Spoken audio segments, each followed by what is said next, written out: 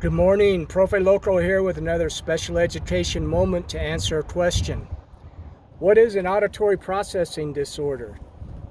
Well, an auditory processing disorder, uh, essentially it takes longer for the brain to process information that you hear, or it limits the ability of the brain to understand what it hears.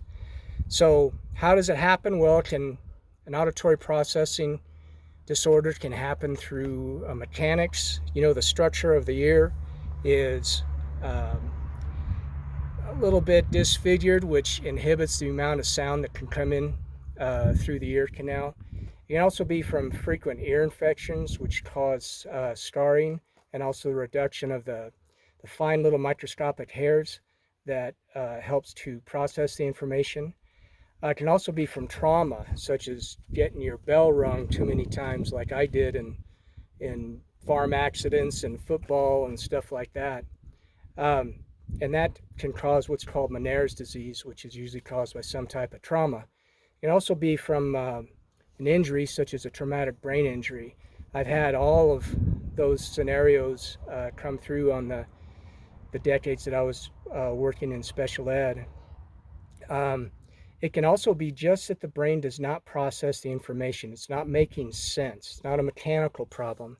An example is a number of years ago, I got a call from a school district that was struggling to understand or make sense of what their new student was saying.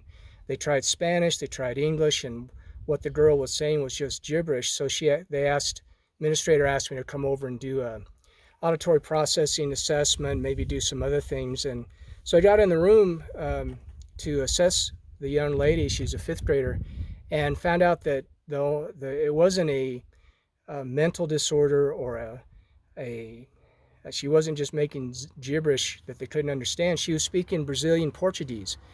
By a series of circumstances, she arrived from Manaus, Brazil, which is up in the Amazon, which I'd had the privilege of visiting before. And so we talked in Portuguese a while, and she was really a smart cookie, as it turned out. But if you didn't speak Portuguese, you couldn't process that information. So it can affect, an auditory processing disorder can affect speech ability, especially if the child had frequent ear infections during ages of 2 to 4, which is where a lot of the language ability is built up in the brain. What's funny though is I had students that stutter and have an auditory processing disorder, but when they sing, there's no stuttering. Why is that? Well, essentially the brain uses a different part to sing with, and sort of one of those strange things. So what can we do for an auditory processing disorder? Well, number one, you may find that your child that is hypersensitive to noise, and that could be from those microscopic hairs being worn down, or it could be they have a ringing in their ears, such as tinnitus from some sort of trauma. Use an ambient filter, in other words, a fan, the dryer. Let them use headphones, and you can check for understanding to see if they're able to pay attention with their seat work. Now, this is when they're at home, of course. Now, it can also be used in the classroom, but you have to make sure you discuss that with the teacher. On that line, inform teachers. If your child has a 50% hearing loss, tell them so that they can arrange seating so that they're sitting in a position where they can hear the teacher. Give them focus on visual directions. Again, seating towards the front of the class. Give them a study buddy. So if they don't pick up all the extra auditory information as far as homework and stuff, they have somebody they can check notes with.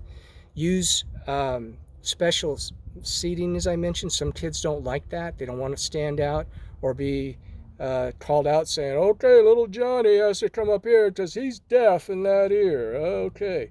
No. Just quietly, and they can find the best spot for the child.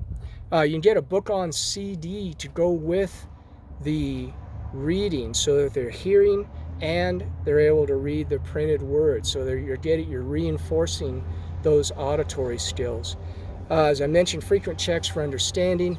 Talk to the pediatrician to make sure there's no hearing loss. If you need a hearing aid, it's not so bad to get one. I've got one because I've got a hearing loss from trauma in this year, and so I have a hearing aid and it works, but I don't use it too much. So my wife gets mad, but that's okay. Practice auditory cues. Have your child sit in front of you and give auditory cues, such as raise your right hand, raise your left hand. Sometimes with an auditory processing disorder, they miss stuff. And so those one time I talk in Portuguese with my kids, and so when I was saying goodbye to my daughter on the phone, I was saying "Ciao, ciao, beijão," which in Portuguese means bye bye, big kiss. So what she thought I said was "Ciao, ciao, feijão," which means bye bye, big bowl of beans. So my daughter thought, okay, bye bye, big bowl of beans. So now we just say to each other, laughing, "Ciao, ciao, feijão," bye bye, big bowl of beans. So another one of my students that had cochlear implants, which is, you'll have to look up and study up on a little bit. The American Girl doll that she had was,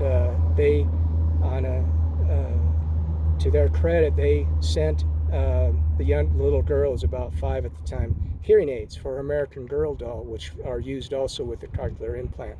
Anyway, this is Profe Loco saying ciao, ciao, feijão.